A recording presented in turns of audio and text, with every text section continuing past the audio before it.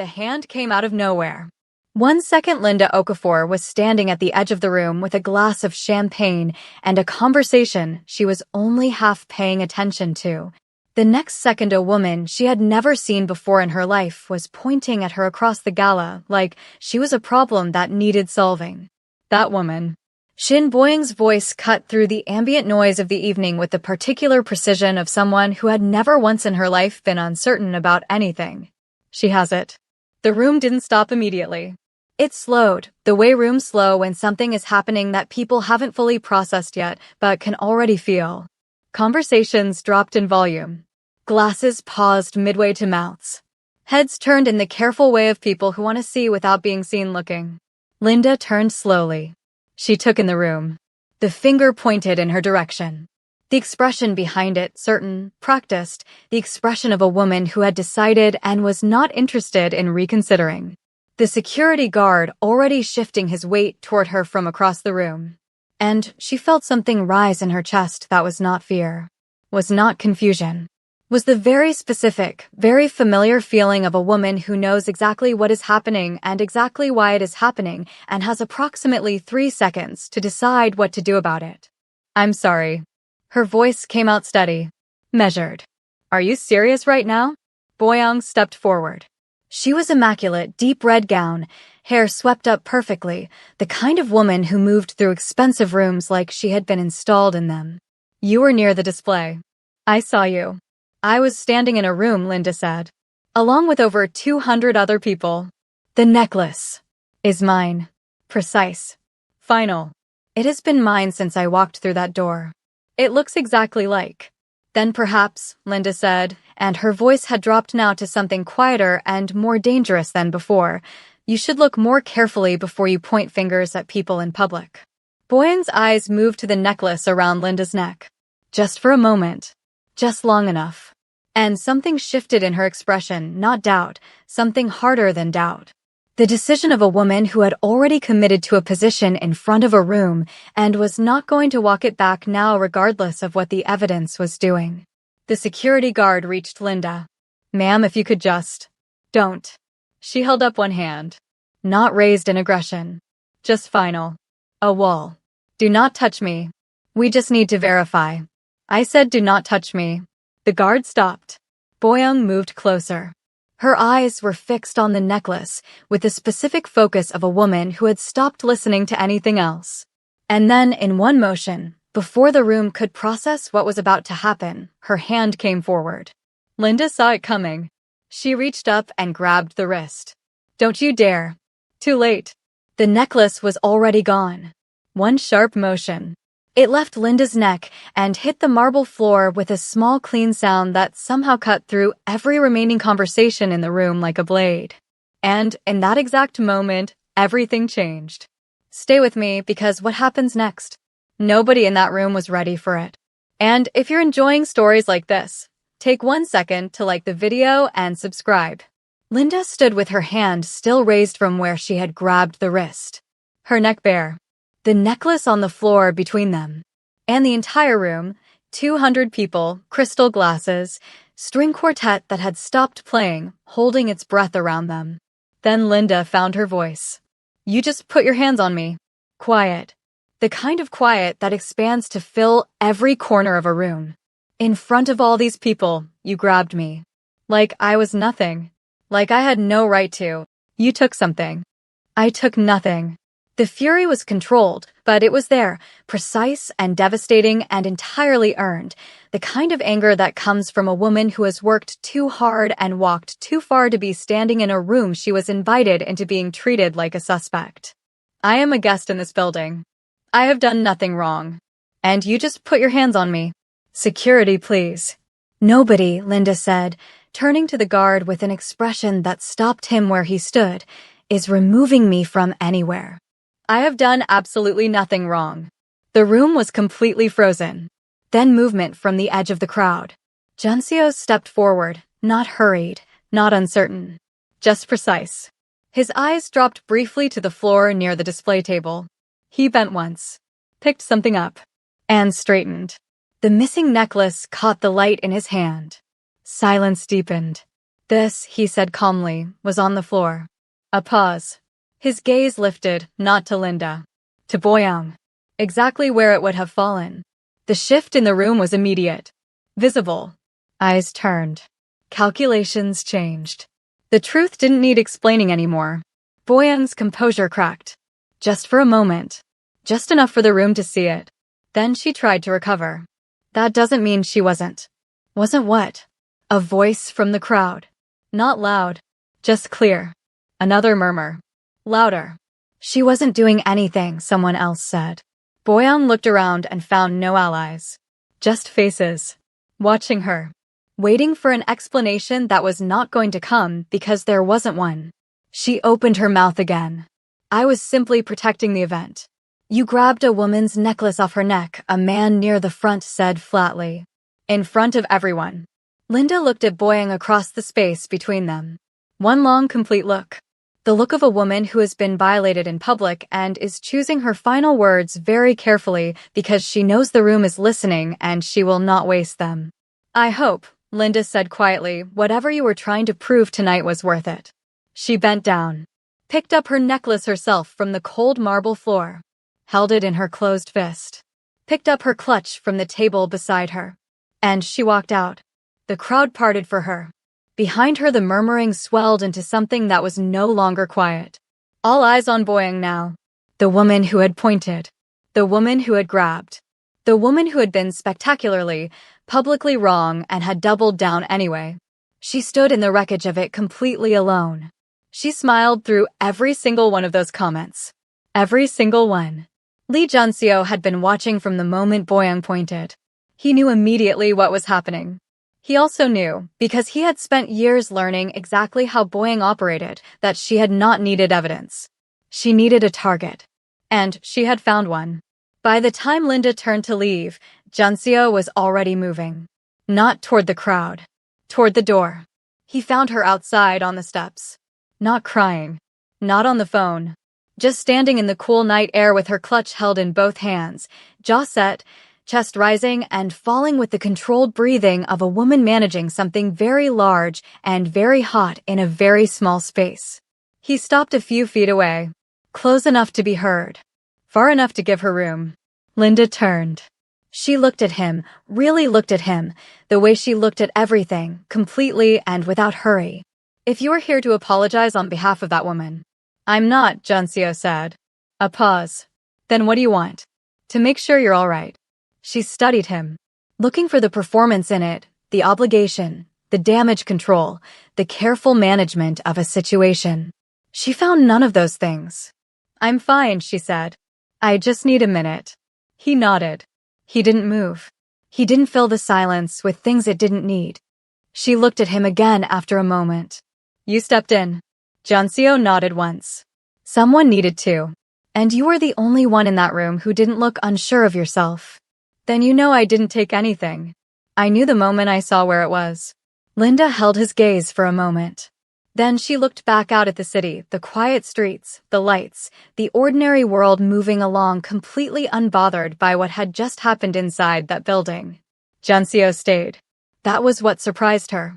He had said what he came to say, and he stayed anyway. Not crowding her space. Not performing concern. Just present in the way that some people are, solidly, without agenda. When her car arrived, she turned to him. Who is she to you? A pause. My father's wife. Linda absorbed that. Nodded once, the precise nod of someone filing information away for later, and got in the car. He went back inside. Junseo found Boyoung near the bar. Already recomposed. Already performing the relaxed ease of someone for whom nothing significant had occurred. He came to stand beside her without announcing himself, and she felt his presence before she registered it. Junseo. Come with me, he said quietly. He walked her to a corner of the room where no one could hear them and turned to face her with the stillness of a man who has already decided what he is going to say and is not arriving at a negotiation. What you did tonight was wrong. I was protecting the event. You grabbed a woman's necklace off her neck in front of 200 people based on nothing but assumption. It looked exactly like. It wasn't. Junseo held her gaze without blinking. And everyone in that room knows that now. And you will answer for it. Directly. To her. A pause. I am telling you that now so it doesn't surprise you later. He turned and walked away before she could respond. Boyoung stood in the corner alone with the expression of a woman who has no intention of doing what she has just been told, but who is, for the first time in a long time, not entirely certain of her footing. Linda Okafor had built her firm from nothing. Not from family money. Not from connections handed to her at the right dinner table. From work, the relentless, unglamorous kind that starts before the city is awake and ends long after it has gone quiet again. 6 years ago, she had one client, a studio apartment, and a drafting table pushed against the window for the light. She used to eat lunch at that table because leaving felt like wasted time. Now she had 12 employees, a portfolio that spoke before she did, and a reputation in her industry that had nothing to do with who she knew and everything to do with what she delivered on time, under budget, and better than anyone had expected. She was not famous in the way the people at that gala were famous. She moved through her world quietly, by design. But she had built something real with her own hands, and she carried herself accordingly, not loudly, not with performance, just with the settled confidence of a woman who has already proven what she needed to prove and has moved on to the next thing. She told her best friend about the gala the next morning over coffee at the small place around the corner from the office. She grabbed your necklace. She grabbed my necklace. Off your neck. Off my neck. In front of 200 people. Her best friend stared at her across the table. And you didn't. I held it together. Linda wrapped both hands around her cup. Barely. You should have. I know. She took a sip. But I didn't. And I'm not going back. She meant it completely. She put it behind her the way she put everything behind her, by working. By focusing on what was directly in front of her. By refusing to give a bad night more space in her life than it had earned. 3 weeks later, she was on a site visit for a new commercial project. A building in the early stages of a full redesign that her firm had won the commission for, the kind of project that reminded her exactly why she had started the firm in the first place. She was on the ground floor with her hard hat and her drawings, moving through the empty space, making marks on her clipboard, completely in her element.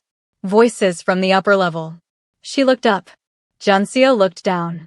The recognition landed on both sides at exactly the same moment. He came down. Linda waited, not because she was eager, but because walking away from a coincidence was not something she did. Ms. Okafor. You know my name. I looked into it after that night, Junseo said. I wanted to make sure you were all right. Linda looked at him steadily. You looked into me. Yes. That's either very considerate or very strange.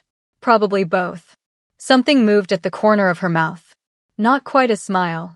The shape of one. I'm fine, she said. I was fine that night too. Once I got outside. I know. He paused. I'm sorry for what happened. You didn't do anything. I know. I'm sorry anyway. She looked at him for a moment, the directness of him, the way he said things without wrapping them in anything unnecessary. You're connected to this building, she said. Not a question. She had done her own research after that night. She always did her research. Silent investor. So that woman is my father's wife, Junseo said. Yes. Linda absorbed that. That must be complicated. It is. A pause settled between them. Comfortable, somehow, for two people who barely knew each other and had met under the worst possible circumstances. There's a coffee place 2 blocks from here, Junseo said. Nothing complicated. Just coffee. Linda looked around at the empty floor. The exposed wiring. The dust catching the afternoon light. Then back at him. Fine, she said. Coffee. Coffee became 2 hours. 2 hours became a second meeting, dinner this time, his suggestion, a quiet restaurant with no performance required from either of them. Then a third meeting. Then a fourth. They fell into a rhythm without naming it, the particular rhythm of two people who are both too self-aware to pretend something isn't happening and too careful to rush it. Junseo pursued Linda the way he did everything quietly, intentionally, without crowding her space. He showed up consistently. He remembered everything. The name of the project she was most proud of. The way she took her coffee. The thing she had said once about her first client that she hadn't realized she'd said with that much feeling. He didn't make a performance of remembering. He just remembered. Because he was paying attention. Linda noticed. She didn't say anything about it. But she noticed. She was also discovering slowly that Junseo was carrying something. The particular weight of a family that had changed shape when his father remarried. The quiet loneliness of a man who had built a world of considerable power around himself and found it surprisingly silent inside. He didn't speak about it directly. It came through in other things, in the way he talked around certain subjects, in the specific quality of his attention when she talked about work and purpose and building something that was entirely her own. She recognized it. Because she had her own version of it, the particular isolation of a woman who had worked so hard for so long that somewhere along the way she had forgotten to leave room for anything else. They were, she thought one evening walking back to her car, more alike than they appeared from the outside. She called her best friend. "I actually like him," she said. "Is that a problem?" She considered it honestly. "Ask me in 2 weeks." 2 weeks later, she already knew the answer. Junseo told her about his father over dinner one evening. Not critically ill, but slowing down in the particular way that makes certain things feel more urgent than they did before. His father wanted a family dinner. He wanted to meet Linda. Linda set down her fork. "Your stepmother will be there." "Yes." She looked at him directly across the table. "Then I need you to understand something before I agree to anything. I am not going to sit at a table and absorb what happened at that gala a second time. I am not walking into that house to be treated like I don't belong in it. If she has something to say, she can say it to your face, not mine. I am setting that boundary now, clearly, so we understand each other." "That's fair," Junseo said. "I mean it. I know you mean it." He held her gaze. "And I hear every word of it." She looked at him for a long moment. One dinner. One dinner. She arrived at the Lee family home on a Saturday evening in a fitted navy dress, hair up, composed, and entirely herself. Lee Chang-soo opened the door personally, and the warmth of him was immediate, the genuine, uncomplicated warmth of a man who had been hoping to like this person, and had just confirmed within the first 10 seconds that he did. "Ms. Okafor. Welcome. Please come in." The house was warm and well lived in. The kind of home that had held a lot of life over a lot of years, and had not forgotten any of it. Linda liked it immediately. Boyoung was in the sitting room. Their eyes met across it. Recognition. Mutual. Immediate. And underneath it, on Boyoung's side, something that had not fully prepared itself for how composed Linda was. For how naturally she moved through the room. For how warmly Chang-soo was already speaking with her as though she had always been expected. Dinner began. The first half was surface, the careful, pleasant conversation of people feeling their way through a new arrangement. Chang-soo asked Linda about her firm with genuine curiosity and listened to the answers with the attentiveness of a man who respected the act of building something. Junseo sat beside her, steady and present. Linda was warm and articulate and entirely herself. Then Boyoung began. Small at first. Almost imperceptible. "It must be nice, running your own little firm." "Little," Chang-soo said pleasantly. "Junseo tells me it's quite successful." "Oh, of course." A smile that did not reach anything above the mouth. "For its size." Linda met Boyoung's eyes across the table. Said nothing. Moved on. "And your family, are they here in the city?" "Some of them," Linda said. "We're spread out." "And your parents, what did they do?" "My mother was a nurse. My father owned a small business." "How sweet," Boyoung said. The word landing like something that was not sweetness at all. Linda held her gaze for a moment. Then she picked up her glass and took a calm sip and set it back down without responding. Then Boyoung's eyes moved to the necklace around Linda's neck. The same one. Linda had worn it deliberately, perhaps as a statement, perhaps simply because it was hers and she refused to hide it. Boyoung's gaze stayed on it one beat too long. "That necklace," she said. Measured. "Isn't that the one from—" "Yes," Linda said simply. Calmly. "Completely. It is." The table went still. Boyoung looked at her across the dinner plates and the candles and the careful arrangement of a family meal and delivered her verdict. "I just think there are some worlds that don't mix." Some tables where certain people simply don't belong, no matter how much effort they put in. Some things are just not a fit. The table waited. Linda picked up her glass, took one calm sip, set it down precisely. Then she looked directly at Boyoung. "You're right," Linda said calmly. She set her glass down with quiet precision. "Some people don't belong at certain tables." A pause. "But you're confusing access with worth." Her eyes held Boyoung's steady, unflinching. "You were given a seat."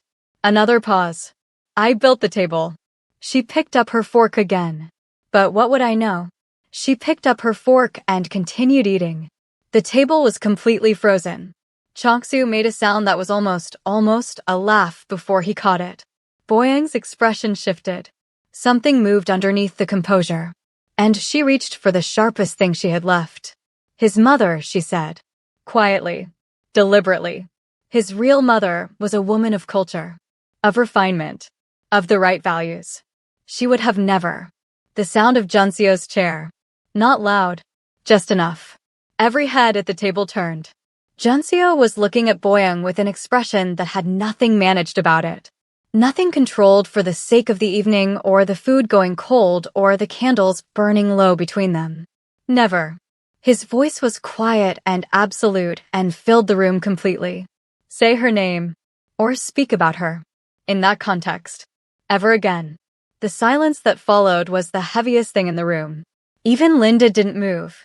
Changsu looked down at his plate. Boyoung closed her mouth. The silence stretched.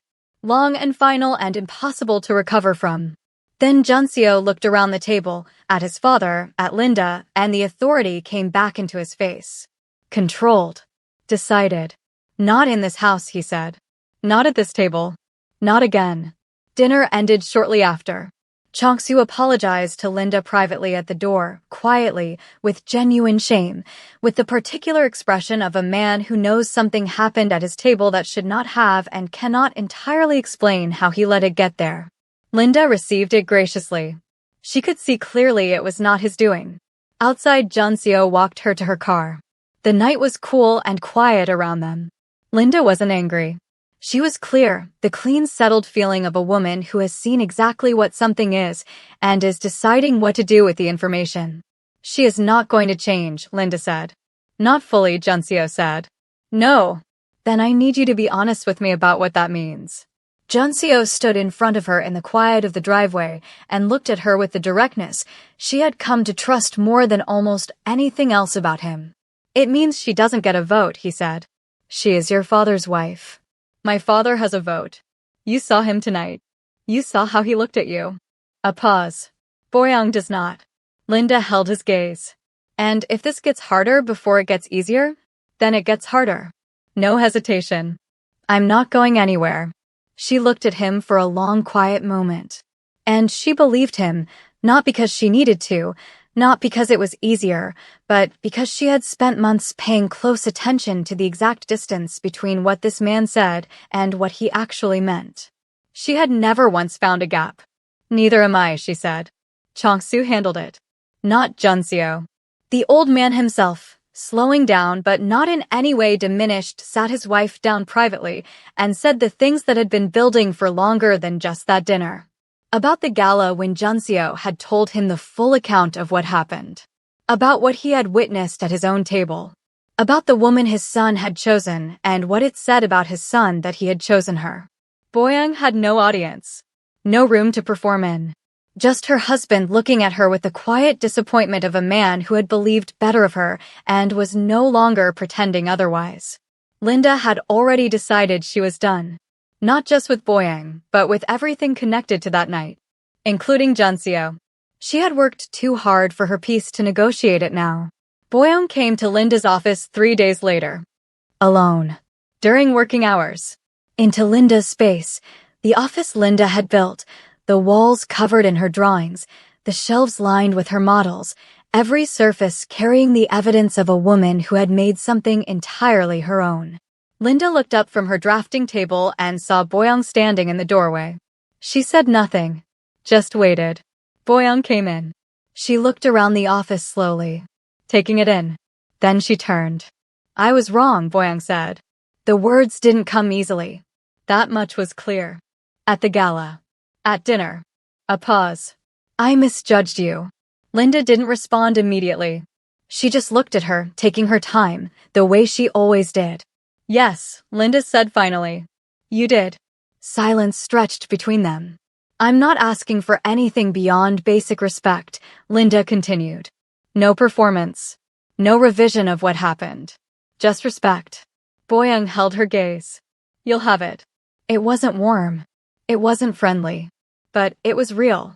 That evening Junseo took Linda somewhere she had mentioned once in passing, casually, 3 conversations ago, not even certain he had been paying full attention at that particular moment. He had been paying attention. A rooftop restaurant with a view of the city she had spent 6 years building her life in. Quiet. No occasion named. No performance required from either of them. Just a table and the city and the particular ease of 2 people who have been through something together and come out the other side, still standing and still chosen. Linda looked at him across the table with the city spread out below them and felt something she had not felt in a long time. Still. Quietly, completely still. The particular stillness of a woman who has stopped waiting for the next problem and is simply here. You remembered, she said.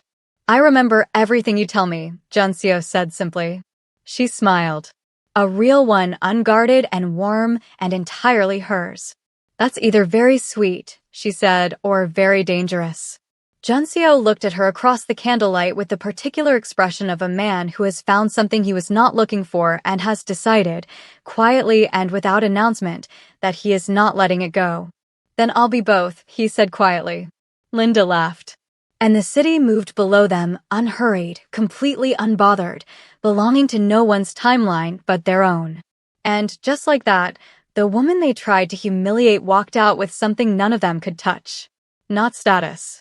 Not approval. Respect. If you stayed till the end, you already know, some people don't need to be given a seat. They build their own table. If you believe that, hit like and subscribe for more stories like this.